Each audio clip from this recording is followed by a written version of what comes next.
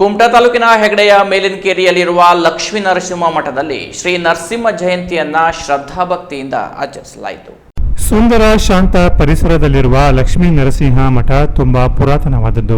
ಈ ಹಿಂದೆ ಅತ್ಯಂತ ಚಿಕ್ಕದಾದ ದೇವಾಲಯ ಹೊಂದಿದ್ದ ಈ ಮಠ ನಂತರದ ದಿನಗಳಲ್ಲಿ ಆ ದೇವಾಲಯದ ಕುಳಾವಿಗಳೆಲ್ಲ ಸೇರಿ ಅದನ್ನ ಅತ್ಯಂತ ಭವ್ಯವಾದ ದೇವಾಲಯ ನಿರ್ಮಿಸಿ ದೇವರ ಪುನರ್ ಪ್ರತಿಷ್ಠೆ ಮಾಡಿ ಎಲ್ಲಾ ಉತ್ಸವಗಳನ್ನು ಧಾರ್ಮಿಕ ಕಾರ್ಯಕ್ರಮಗಳನ್ನು ನಡೆಸುತ್ತಾ ಬಂದಿದ್ದಾರೆ. ನರಸಿಂಹನ ತೊಡೆಯ ಮೇಲೆ ಆಸೀನಳಾಗಿರುವ ಲಕ್ಷ್ಮೀ ಮೂರ್ತಿ ಇದಾಗಿದ್ದು ಗ್ರಾಮದ ಹಾಗೂ ಪರ ಊರಿನ ಅನೇಕ ಭಕ್ತಾದಿಗಳು ಆಗಮಿಸಿ ದೇವರ ದರ್ಶನ ಮಾಡಿ ತಮ್ಮ ಇಷ್ಟಾರ್ಥಗಳನ್ನ ನೆರವೇರಿಸುವಂತೆ ಲಕ್ಷ್ಮೀ ನರಸಿಂಹನಲ್ಲಿ ಪ್ರಾರ್ಥಿಸಿ ತೆರಳುತ್ತಾರೆ.